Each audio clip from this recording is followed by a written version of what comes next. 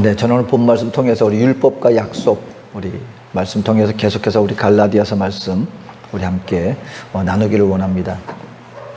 지금 여러분 계속해서 갈라디아서를 통해서 사도 바울이 자꾸 율법에 대해서, 믿음에 대해서 이렇게 구분하여서 얘기를 해주고 있습니다. 그 이유는 무엇이냐면 우리 하나님의 믿는 믿음의 백성들이 하나님 앞에서 지속적으로 온전한 신앙생활을 나가기 위한 방향을 바로 잡아주기 위해서 그런 것입니다.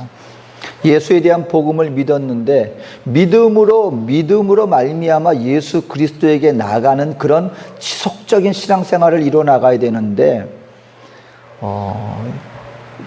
유대인으로서 예수 그리스도의 복음을 받아들였는데 아직까지도 혼동하고 있는 것입니다.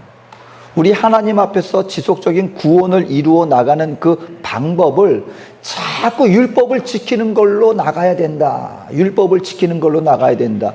예수 그리스도를 향하여 나가야 되는데 그들은 자기들이 옳다고 믿는 그 믿음의 방법이 자꾸 우리 스스로가 뭘 지킴으로 우리가 구원의 길을, 신앙생활을 이루어 나갈 수 있기 때문에 자꾸 잡아 끄는, 혼동시키는 그런 일들이 이제 초대교회 가운데 자꾸 일어나기 때문에 사도 바울이 얘기를 해주고 있는 것입니다. 율법에 분명한 역할이 있다. 하지만 너희가 지금 예수를 향한 믿음으로 말미암아 이제 우리가 믿음의 신앙생활을 나가야 되는데 너희가 자꾸 혼동하고 있구나. 거기에 미혹되지 말아라 라고 말하면서 자꾸 율법과 믿음에 대해서 사도 바울이 분명하게 그 역할과 그리고 그 길을 우리들에게 보여주고 있는 것입니다. 오늘은 왜 우리가 율법으로 하나님 앞에 구원의 길로 나갈 수가 없는가? 그걸 하나님께서 아브라함에게 하셨던 약속의 것들을 상기시켜 주면서 사도 바울이 또 논리적으로 믿음으로 말미암는 구원의 그 합당성을 얘기를 해주고 있는 것입니다. 여러분 부모님들이요 우리 자녀들한테 참 대할 때 자녀들한테 이거 해 저거 해 막 시키기도 하고 순종하게 만듭니다. 근데 자녀들이 하는 말 중에 꼼짝달싹 할 수 없는 단어 중에 하나가 뭐냐면요 약속했잖아요. 언젠가 뭘 해주기를 약속했는데 그거를 갖다가 때가 되면은요 자녀들이 다른 건 몰라도 그때 나한테 이거 해주기로 약속해 주셨잖아요, 약속했잖아요, 그 말 앞에 딱 서게 되면은요 부모님들이 아무리 힘이 있고 모든 주도권을 가지고 있다 할지라도 내가 너한테 이거 해주면 네가 이거 하면 이거 해줄게 하고 약속했던 그 약속 앞에서만큼은요 꼼짝달싹 할 수가 없습니다. 맞아, 내가 너한테 약속했지, 뭐 어쩔 수가 없이 들어줘야만 하는 그런 경우를 우리가 종종 봅니다. 오늘 사도 바울은 바로 그걸 상기시키는 거예요. 사람이라 할지라도 서로 간의 한 약속과 언약을 반드시 지켜야 할 것으로 알고 있는데 하물며 하나님께서 우리 인생들에게 하신 약속을 하나님께서 저버리겠느냐? 라고 말씀하면서 이 하나님께서 우리 인생들에게 약속하신 그 약속을 근거로 하여서 왜 우리가 뭘 행함으로 말미암아 뭘 받는 게 아니라 하나님 앞에 거저 은혜로서 받아들이는 그런 축복을 누리게 되었는가를 아브라함에게 주신 약속을 통하여 우리에게 말해주고 있는 것입니다. 그럼 하나님이 우리 인생들에게 주신 약속은 어떤 약속입니까? 먼저 일단은 무조건적인 약속이다라고 사도 바울은 얘기를 해주고 있습니다. 형제들아, 오늘 15절에 내가 사람의 예대로 말하노니 사람의 언약이라도 정한 후에는 아무도 패하거나 더하거나 하지 못하느니라. 이 약속들은 아브라함과 그 자손에게 말씀하신 것인데 라고 말하면서 아브라함에게 주신 약속의 말씀을 근거로 두는데 이 약속은 어떤 약속이냐? 여러분, 무조건적인 약속이다. 이것을 우리가 알아야 된다는 것입니다. 우리 지난번에 하나님이 아브라함에게 오셔서 그 아브라함이 어떻게 하나님 앞에 의롭다 하고 칭함을 얻게 되었는가? 자손에 대한 약속을 주셨는데 아브라함이 믿을 수 없는 상황인데 그걸 믿었을 때 그걸 의로 여겼다라는 것을 우리가 배웠습니다. 아니 아브라함 나이가 이제 나이가 들고 아내 사라도 경수가 끊어졌는데 하나님은 여전히 말씀하고 있는 거예요. 아브라함에게 주신 축복의 말씀이 몇 가지가 있거든요. 그것은 내가 너에게 땅을 주겠다, 내가 너에게 자손을 번창케 해주겠다, 그리고 내가 너로 하여금 이 세상에 복이 되게 하겠다. 이 약속을, 그 약속 믿고 나온 거예요. 여러분, 갈대아 우르에서 아브라함은 부족함 없는 삶을 살았던 사람입니다. 근데 척박한 이민 땅으로 이렇게 떠난 이유는 바로 이 하나님이 주겠다고 한 이 축복의 약속의 말씀을 믿고 나왔는데, 시간이 흘렀는데도 불구하고 먼저 자손이 생겼습니까? 아니요. 육신적으로는 더 이상 자녀를 잉태할 수 없게 됐어요.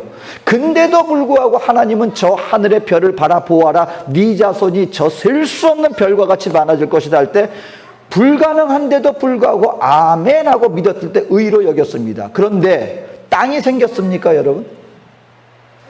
여러분, 나중에 우리가 성경을 읽어보면은요, 아내 사라가 이제 죽었어요.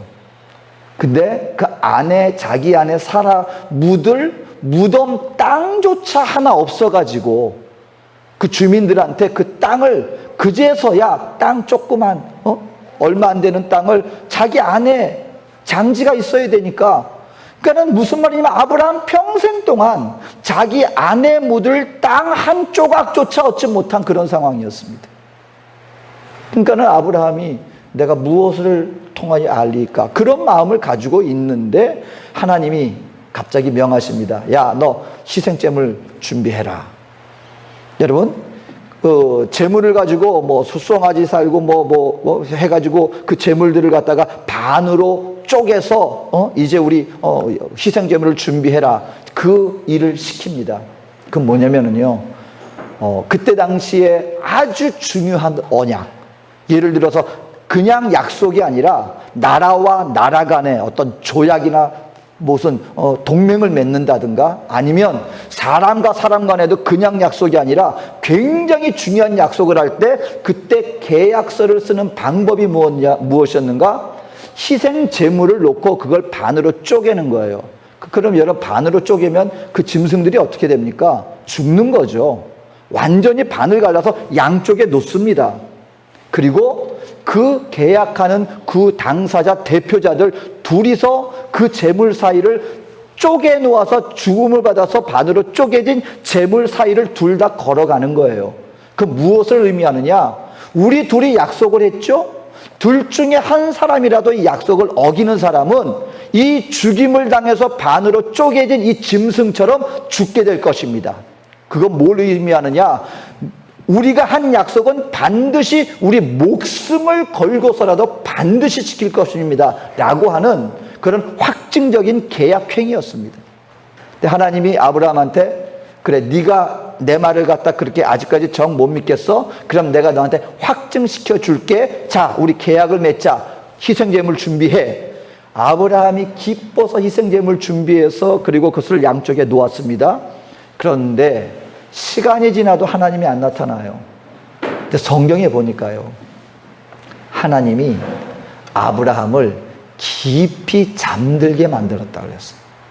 그러니까 그냥 아브라함이 기다리다 지쳐서 어쩌다 몰라 잠든 게 아니고, 하나님이 의도적으로 아브라함을 깊이 잠들게 만든 거예요. 잠든 사이에 하나님의 영광의 횃불이 그 재물 사이로 확 지나갑니다. 자, 그러니까 여러분, 계약은 최소한의 동반되는 인원이 누구예요? 2명이 돼야 되죠. 그런데 하나님은 아브라함은 그 쪼개어진 재물 사이를 지나가지 못하게 했습니다.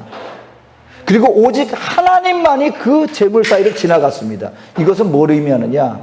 하나님이 아브라함아, 내가 너에게 한 약속은 우리 일반적인 두 사람의 어떤 조건적인 그런 언약과 약속이 아니야. 무슨 말이냐면 아브라함 쪽에서는 그 사이를 지나가지 않았기 때문에 하나님이 약속하신 그 축복을 받기 위해서 무언가 해야 할 아무런 조건이 없어진 것입니다. 왜? 아브라함은 그 계약할 당시 아브라함은 하나님과 함께 그 계약 사이를 지나가지 않았기 때문에. 그럼 그 책임은 누구에게만 전가됩니까? 그 사이를 지나간 하나님에게만 책임이 있는 거예요. 오늘 하나님께서 우리 아브라함을 통하여서 말씀하여 주신 이 구원과 모든 축복의 약속은요, 어떤 약속이냐? 너희가 이것을 하면 내가 너희에게 이걸 줄게 하는 약속이 아니었다는 것입니다. 우리 사람들은 종종 자녀들한테 뭘 약속할 때 되게 조건을 걸잖아요. 예를 들어서 학교를 다니는 학생이라면 너 등수점 오르면 내가 너한테 이거 해줄게. 우리는 보통 이런 식으로 자녀들에게 줍니다. 근데 하나님은 오늘 우리 인생들에게 뭘 말씀하시느냐? 우리가 착각하는 게 그거예요. 맞아, 우리가 하나님의 자녀가 되는 것이라든가, 아니면 하나님 천국에 들어가는 거라든가, 아니면 구원받고 우리가 하나님 앞에서의 그 모든 이 땅에서의 기름져 복을 누리기 위해서는, 하나님의 그 약속을 받기 위해서는 내가 이걸 지키고 율법을 지켜야만 받을 수 있겠구나. 자꾸 사람들이 교회에서 이걸 가르치고 있는 거예요. 그런데 하나님은 아브라함에게 주신 이 약속은 그런 게 아니었다는 것입니다. 아브라함아, 네가 무엇을 하든지 안 하든지 상관없이 나는 너에게 이미 이와 같은 것을 축복을 주기로 작정하였는데, 이 약속은 어떤 정도의 약속인지 아느냐? 만약에 내가 이 약속을 지키지 않을 경우에는 내 목숨을 내놓으마 라고 말씀하시면서 무조건적인 축복의 언약을 아브라함에게 베풀어 주셨다는 것입니다. 여러분, 이것이 하나님이 우리 인생들에게 주신 은혜의 축복의 약속의 말씀입니다. 만약에 아브라함이 그날 그 재물 사이를 하나님과 함께 이렇게 동행해서 걸어가게 되었더라면, 우리 인생들에게는요, 하나님 앞에 그 은혜를 받을 수 있는 길이 없어지는 거예요. 왜? 아니, 오히려 더 위험해진 거예요. 만약에 율법을 지켰을 때 내가 너희에게 이 축복을 받아 누릴 거야. 만약에 네가 그 율법을 지키지 못한다면 너는 이 동물처럼 죽임을 당할 거야. 만약에 그 경우에 처했더라면 우리 인생들에게는 가망이 없는 것입니다. 왜냐하면 누구도 하나님이 원하시는 만큼의 율법을 지킬 수 있는 사람은 존재하지 않기 때문에 이것은 축복이 아니라 오히려 저주가 될 수 있는 것이었죠. 오늘 근데 갈라디아서에서 사도 바울이 이걸 자꾸 깨닫게 하는 겁니다. 인생들아, 우리가 율법을 지킴으로 하나님의 그 놀라운 은혜를 받을 수 있을 줄로 아느냐? 왜냐하면 자꾸 와서 율법으로 가르치는 거예요. 너희가 예수로 구원받았지만 이거 해야 돼. 그래야만 이걸 받을 수 있어. 그러니까 아니야, 이 사람들아. 아브라함에게 하나님이 주신 약속은 무조건적인 약속이었어. 우리의 행위가 말미암은 것이 아니라 하나님의 일방적인 축복이었고 그저 받아들이기만 하면 되는 약속이었단 말이야 라고 말씀하시면서 사도 바울은 깨우쳐주고 있는 것입니다. 하나님이 우리에게 주신 구원의 축복의 약속의 말씀은 무조건적인 것이었다. 그 두 번째, 오늘 갈라디아서를 통해서 사도 바울이 말하는 것은, 그것은 무조건적인 약속일 뿐만 아니라 그리스도를 통한 모두를 향한 약속이었다. 그리스도 안에 있는 모든 자를 향한 약속이다. 여러분, 만약에 이 축복이 아브라함으로 국한되는 것이라면 오늘 우리에게 무슨 상관이 있습니까? 아니, 아브라함은 그렇다 쳐더라도 그 아브라함으로 말미암아 그 주신 축복이 도대체 우리와 무슨 상관이 있단 말입니까? 근데 오늘 여기에 대해서 16절에 이렇게 말합니다. 이 약속들은 아브라함과 누군가를 첨가시키죠. 그 자손에게 말씀하신 것인데 여럿을 가리켜 그 자손들이라 하지 아니하시고 오직 한 사람을 가리켜 내 자손이라 하셨으니 곧 그리스도라. 무슨 말이냐면, 이 그 아브라함에게 주신 복을 함께 나눌 수 있는 무리들이 있는데 그가 누구냐? 바로 그리스도로 말미암아 함께 세례와 침례를 받고 그리스도와 함께 연합되어진 모든 이들에게 이 축복의 약속의 말씀이 함께 누릴 수 있게 되었다라고 말씀을 하고 있는 것입니다. 자, 여러분, 오늘 그리스도 안에서 축복을 받아 누릴 수 있는 것인데 그리스도 안에 있어야 한다는 요것, 이것이 도대체 어떻게 우리에게 가능한가? 바로 그래서 얘기하는 것입니다. 누구든지 주 예수 그리스도를 믿는 자들에게는 그리스도와 합하여 우리가 무엇이 되었고 장사 지낸 바 되었고. 여러분, 침례가 뭡니까? 왜 우리가 교회에서 세례식을 행합니까? 물에 들어가는 것은 뭘 의미하는 거예요? 우리 죄 많은 인생들의 죽음을 얘기하는 거예요. 저와 여러분들은 죽을 하나님 앞에서 우리의 빚을 청산할 수 없습니다. 왜요? 죽으면 죽음으로 끝나는 거예요. 죽으면 죽음으로 끝나는 거예요. 그 죄의 형벌로 말미암아 한 번 죽은 사람이 저와 여러분들로서 여러분 내 힘으로 죽었다 살아날 수 있습니까? 없습니다. 근데 우리가 저와 여러분이 죽었다 살아날 수 있는 유일한 희망은 어디에 근거하는지 아십니까? 믿음으로 주 예수와 하나가 되었을 때 어떤 일이 벌어지느냐? 예수님의 십자가 죽으심이 나의 죽음이 되어지고, 그것뿐만이 아니라 예수 그리스도께서는 하나님이시기 때문에 죽음으로부터 그 죽음의 권세를 이고 부활하셨어요. 저와 여러분들에게 부활의 소망이 생긴 근거는 딱 하나입니다. 예수 그리스도를 영접할 때 우리가 그리스도와 연합이 되어서 우리가 죽을 뿐만 아니라 그리스도와 연합하여서 그의 부활이 곧 나의 부활이 되어지기 때문에 하나님께서는 우리 인생들에게 말하는 것입니다. 오직 예수를 믿는 믿음으로서만 우리들이 거듭날 수가 있게 되어지는 것이고, 죄 사함을 받게 될 수가 있는 것이고, 하나님 앞에 의롭다 칭함을 받을 수가 있는 것이고, 그로 말미암아 우리가 성령으로 말미암아 성령이 우리 몸이 하나님의 전이 되어지는 이 모든, 말은 다르지만 이 모든 역사가 어디에서 일어나게 되어지느냐? 오직 예수를 믿는 믿음으로 그리스도와 함께 연합되어질 때 그의 죽으심과 부활로 말미암아 우리들에게 주어지는 일이다. 그런데 이걸 가지고 알지 못하고 자꾸 율법을 지킴으로, 율법을 행함으로 절대 불가능한 길을 자꾸 강조하고 있다는 것입니다. 여러분, 아브라함에게 준 축복을 우리가 누릴 수 있는 길은 유일한 길이라는 것입니다. 그리스도 안에서, 그리스도로 말미암아 우리에게 주어진 축복이다. 그럼 여기서 의문이 생기는 거예요. 이때 율법학자들이 그 말을 듣고 이제 논리적으로 반박하기 시작합니다.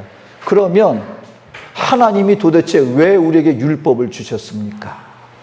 그럼 예수 믿고 난 다음에 우리는 하나님이 주신 율법 외에 이 세상이 말하는 모든 죄를 그냥 다 지으면서 살면 되겠네요. 믿기만 하면 되는 것이라면, 율법을 지키지 않으면 도둑질해도 되는 것이고, 우리가 부도덕하고 그리고 모든 죄악을 다 지으면서 살아도 된단 말입니까? 근데 여기에 대해서 사도 바울이 말하는 거예요. 너희들이 지금 그 잘못 얘기하고 있는 것이다. 율법의 역할이 있어요. 율법은 오늘 성경에 분명히 말합니다. 사람이 범법함으로 말미암아 우리에게 더하여진 것이다. 자, 여러분, 우리 인생들이 이제 하나님의 약속을 깨달았으면 그리스도와 합하는 자리, 그리스도와 연합되어지는 자리로 가야 되는데, 율법이 없으니까 사람들이 어떻게 생각하느냐면, 아, 내가 지금 잘하고 있네. 나 스스로도 괜찮은 사람인데 뭐 굳이 자꾸 나보고 나쁜 죄인이라 그래. 예수 없이도, 그리고 그냥 나 스스로도 그냥 내가 양심적으로 사람들 앞에 피해주지 않으면서 그냥 잘 살면 되는 것이지 하면서 그리스도에게 나가야 되는데 나가지 못하고 있어요. 이유는 무엇 때문인지 아십니까? 내가 하나님 앞에 범법한 자라는 걸 알지 못하는 거예요. 범법한, 다시 말하면 율법이 딱 주어지고 율법을 지키고 행하려고 하다 보니까 율법을 지킬 능력이 없다는, 율법 앞에 딱 잣대를 대고 보니까 비로소 보이기 시작하는 거예요. 뭐가? 나 자신의 모습이. 근데 그때 율법학자들은 이렇게 얘기했습니다. 아닙니다. 나 율법 다 지켰습니다. 예수님 앞에서요. 여러분, 정말 외적으로 그 사람들이 10계명을 내가 다 지켰고요, 하루에 기도하고요, 열심히 신앙생활에 나가고 생활하는데 내가 아무 흠이 없이 살아나가고 있습니다. 근데 예수님이 딱 한마디 말씀을 더 하십니다. 너희들 사람들 안 죽였다, 너희가 진짜 사람을 죽이지 않았다고 해서 너희 살인하지 않았다고 생각하느냐? 너희가 마음으로 미워하는 것도 살인이다 그랬어요. 외적으로 사람 안 죽였어요. 맞아요. 근데 하나님이 말하는 그 율법의 도덕적 기준이 그 정도가 아니라는 거예요. 너희 마음으로 누군가를 한 번이라도 미워하면 하나님 앞에 그건 살인한 거야. 너희 마음으로 나는 간음하지 않았는데요. 근데 말합니다. 너희 마음으로 욕을 품은 사람도 이미 간음한 거다. 하나님 앞에. 여러분 이걸 딱 들이댔을 때 저와 여러분 인생 살면서 한 번도 사람을 미워한 적 없습니까? 누군가를 무시해 본 적 없습니까? 내 마음으로 부정적인 생각이라든가 정욕적인 생각이나 음욕을 품은 적이 한 번도 없습니까? 그 잣대 갖다 대니까는 율법의 역할이 있다는 거예요. 우리가 범법함으로 말미암아 더해진 것이다. 우리의 죄를 깨닫게 하기 위해서 주어진 것이 범법이다. 그리고 또 한 가지 이유가 있습니다. 율법은 너희들의 몽학 선생이야 그랬습니다. 여러분 로마 시대에는요 우리가 아는 것처럼 노예들이 많았죠. 근데 노예들도요 다 똑같은 노예가 아니었어요. 고급 노예들이 있었습니다. 무슨 말이냐면 그때 당시 그리스에 여러분 얼마나 훌륭한 철학자들이라든가 지식인들이 많습니까? 근데 이 로마에서 아주 귀족들이요 그 그리스에서 아주 뛰어난 아주 학자들 그런 분들이 물론 신분은 노예예요. 근데 그런 사람들을 데려다가 자기 자녀들 가정교사 시킵니다. 자녀들 노예지만 자녀들을 교육시키는 거예요. 여러분 성경에 양자 삼는다는 말이 있죠. 우리가 그리스도 안에 우리 하나님의 양자가 되었다. 로마 시대에는 좀 약간 그 시대적인 사회 풍습이 다른 점이 있었는데 뭐냐면 한 아버지에게 있어서 혈통이 중요한 게 아니었습니다. 자녀들이 뭐 부인들도 많으니까 자녀들이 많잖아요. 자녀라고 해서 내 핏줄이니까 그냥 자연스럽게 상속자가 되어지는 그게 아니라 아버지 보기에 내 마음에 내 혈통이고 내 핏줄이지만 마음에 안 들면 양자를 안 삼습니다. 그 양자 개념이 달라요. 성인식을 안 해줘요. 그 뭐냐면 똑같은 아버지의 핏줄이지만 아버지에게서 상속받을 자격이나 자녀로서의 특권이 아무것도 누리지 못합니다. 그런데 그 가운데 한 이 몽학 선생, 그 교사한테 잘 교육을 받아요. 그래서 어느 날인가 딱 좀 모자라 보였는데 어느 날인가 딱 보는데 교육을 잘 받아서 아버지 마음에 들어요. 그러면은 성인식을 하면서 양자 삼는 그 행사를 치릅니다. 그러면은요 똑같은 자녀지만 양자가 정식으로 되어지고 아버지의 인장 반지를 받게 되어지면 그때부터는 신분이 완전히 달라지는 거예요. 오늘 율법이 하는 일이 뭐냐면은 우리가 하나님의 자녀가 되었잖아요. 근데 아직까지도 아버지 앞에 우리가 온전히 서지 못했는데 율법 이 몽학 선생은 우리로 하여금 내가 하나님 앞에 잘못된 존재구나, 내가 그리스도에게 나가야 되는구나 하는 것을 갖다가 지속적으로 우리에게 깨우쳐 주는 거예요. 너는 죄인이야. 너 스스로 설 수 없어. 너에게는 구원자가 필요하단 말이야. 그가 바로 그리스도야 라고 말하면서 우리 몽학 선생이 되어서 우리 하나님의 사람들로 하여금 그리스도 앞에 나아가게 만듭니다. 그래서 그리스도를 영접하는 순간 우리에게 어떤 일이 벌어집니까? 양자가 되어지는 거예요. 그게 뭐냐면 하나님 앞에 정식적인 하나님의 나라를 상속받을 수 있는 상속자가 되는 거예요. 그러니까 여러분 성경이 얘기하는 양자의 개념은 오늘날 그냥 남의 자식을 내 아들로 이렇게 삼는 그 정도가 아니라 그 가정에서 아버지의 정식적인 대를 잇는 인정받은 진정한 자녀, 심지어는요 어떤 귀족은 자기 자식들 중에서는 마음에 드는 자가 없다고 해서 마음에 드는 청년을 한 명 데려다가 얘를 내 양자 삼아서 해서 오히려 친아들보다도 그 사람이 진정한 상속자로서 인정받고 그리고 그 혜택을 누리는 경우가 발생합니다. 대표적인 예가 여러분 배너 영화 아시잖아요. 우리는 오늘날 생각하면 말도 안 되잖아요. 아무리 로마 장군이 총애했다고 해서 노예였던 사람이 어떻게 그와 같은 급상승 신분을 하느냐. 근데 그때는 그게 당연한 일이었어요. 인장 반지를 주잖아요, 장군이. 자기 배에서 노예로 있던 사람이 자기 목숨을 구해줬다고 총애해서 나중에 로마에 자기는 배가 파손돼서 빠졌는데 자기 부하들이 전쟁에서 승리를 했어요. 그래서 아주 승리의 장군이 되고 맙니다. 로마로 돌아와서 기환해서 노예였던 이 베너를 뭘로 삼아요? 양자 삼죠. 그래서 인장 반지를 주죠. 그 친아들은 아무 소용이 없는 거예요. 양자 삼고 인장 반지를 줬기 때문에 이미 친아들 그 핏줄 이상의 정식 그 상속자가 된 모습이 거기에서 보여지는 것입니다. 그러니까 오늘 저와 여러분들이 율법을 그럼 왜 주셨습니까? 율법이 행하는 역할이 있습니다. 저와 여러분들이 하나님 앞에서 한번 해보세요. 그때 우리로 하여금 그 율법은 그리스도에게로 인도하는 거예요.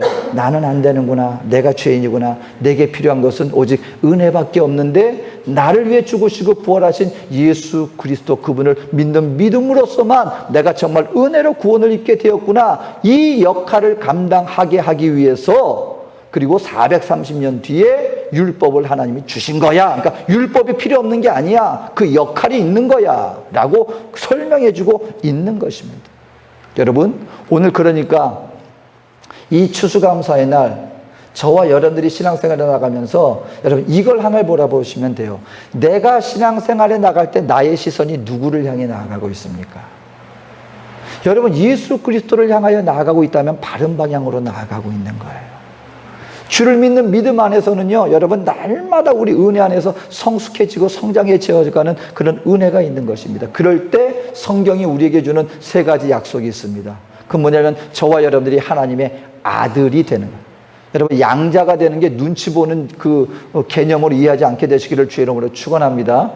양자라는 의미는요, 아주 합법적으로 하나님의 나라를 계승받을 수 있는 자격 있는 진정한 자녀가 되는 것이다. 그리스도로 말미암아 하나님의 아들이 되는 것이다. 그리고 주 안에서 우리가 하나가 되어지는 축복이 누려집니다. 여러분 오늘날 세상이 왜 이렇게 분리가 되어 있습니까? 왜 자꾸 나눠집니까? 왜 자꾸 마음에 시기와 질투가 있습니까? 자꾸 남녀의 문제를 걸고 넘어지고 부한 자와 빈곤한 자를 자꾸 나누게 되어지고 지역과 지역을 나누어지고 그리고 어른과 아이를 자꾸 나눠요. 여러분 그게 이 세상에서 죄로 말미암아 벌어진 일입니다. 그런데 예수를 진정으로 영접하고 거듭난 믿음의 공동체 가운데는요, 한 가지 일이 벌어집니다. 그 뭐냐면 성령 안에서 이상하게 하나가 되어져요. 여러분 기억하십시오. 공산주의는요, 속으로는 싫은데 남에게 시기하고 더 있는 사람 것 질투해서 물리적으로 그걸 똑같이 만들겠다는 것이지만 그 안에는 기쁨이 있을 수 없습니다. 항상 원망이에요. 항상 불평이에요. 여러분 물리적으로 하나가 되어지는 걸 얘기를 하는 게 아니에요. 하지만 하나님의 나라에선 이상한 일이 벌어져요. 분명히 차이가 있어요. 신분의 차이도 있어요. 예수님 초대교회에 보면은요, 로마 귀족도 있습니다. 근데 그 교회 대표가 누군지 아십니까? 노예예요. 있을 수 없는, 그때 당시 계급사회에서 있을 수 없는 귀족 평신도요, 그리고 교회 지도자인데 노예가 그 교회 안에서 형제자매로서 지도자로서 지도자 역할을 감당하는데 이게 교회 안에서 이루어지는 거예요. 귀족 신분 내놓으십시오. 그 얘기가 아니에요. 귀족으로서 살아가요. 하지만 교회 안에서는 서로가 서로를 인정하고 존중함으로 하나가 되어지는 역사가 일어나는 그런 놀라운 역사가 일어나게 된다라고 하는 것입니다. 그리고 마지막으로는 하나님 나라를 유업으로 상속받습니다. 오늘 이 땅 가운데 살아나가면서 여러분 기억하십시오. 내 아버지 집에 너희의 거할 곳이 많도다. 천국을 사모하게 되시기를 주의 이름으로 축원합니다. 여기에서 누가 있다 없다, 빈부의 격차가 점점 커진다 없어진다, 여러분 그런 거 잠시 있다 사라지는 거예요. 이 땅 가운데서 우리가 어떻게 살든지 간에 하나님, 그 대신 여러분 하나님 나라에서도 똑같지 않아요. 무엇에 따라 우리가 달라지느냐? 여기서 주님의 나라를 위해서 내가 행한 만큼 받습니다. 행한 만큼. 상급이 달라요. 여러분 그 개털모자 꿈을 갖다가 무시하지 마십시오. 천국 갔더니 교회에서 정말 수천 명의 권사님들이 계신데 그중에 정말 지극히 연약해 보이는, 뭐 그렇게 잘 사는 것도 아니고 그랬는데 천국 갔는데 그 권사님 상급 받는데 황금별유관을 받더래요. 목사님이 내심 기대했답니다. 우리 수천 명 권사 중에 한 명이 그 황금 면류관 받으면 나한테는 얼마나 큰 면류관이 기다리고 있을까 은근히 기대했는데 나중에 자기한테 딱 봤는데 뭐가 오더라? 개털 모자. 없다는 거예요. 본인 왕관이. 뭡니까? 왜 그렇습니까? 아니, 개털 모자 하나 남았네. 이거 써라. 이유가 뭔지 아십니까? 이 땅에서 너는 다 받아 누렸지 않느냐. 하나님의 나라를 위해서 심고 하나님 나라를 위해서 해야 되는데 너는 이미 이 땅에서 하늘나라에서 받으니까 다 받아 누렸잖아. 그러니까는 정작 여기에서는 없다. 그러니까 이게 무슨 말이냐면은요.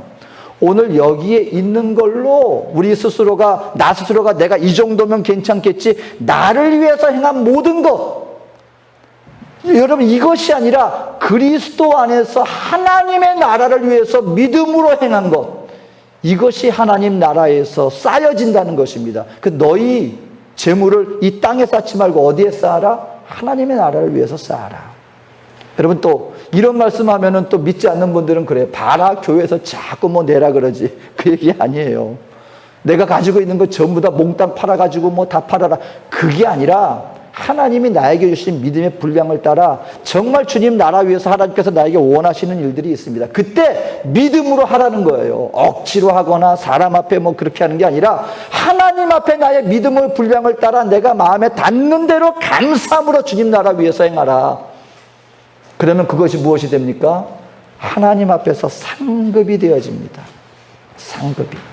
여러분 저와 여러분들은 하나님의 나라를 유업으로 받는 하나님의 상속자 되었음을 믿게 되시기를 주로 축원합니다. 이것이 믿는 자에게 주어진 축복이에요. 그런데 이게 무엇으로 주어지는 것이다? 기억하십시오. 행함이 아니에요. 율법이. 믿음으로 주 예수를 믿는 믿음으로서만 주어지는 것이다. 이걸 혼동치 말아라. 여러분 다시 한번 이 새로운 한 해 동안에 믿음으로 승리하며 나가게 되시기를 주 이름으로 축원합니다.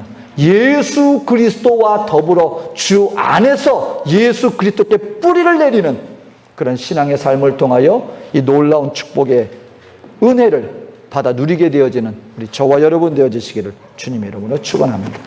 잠시 기도하겠습니다. 사랑과 내가 많으신 나의 좋으신 하나님, 오늘 이 추수감사의 날입니다. 하나님, 예수를 알고 믿게 해주심이 감사합니다.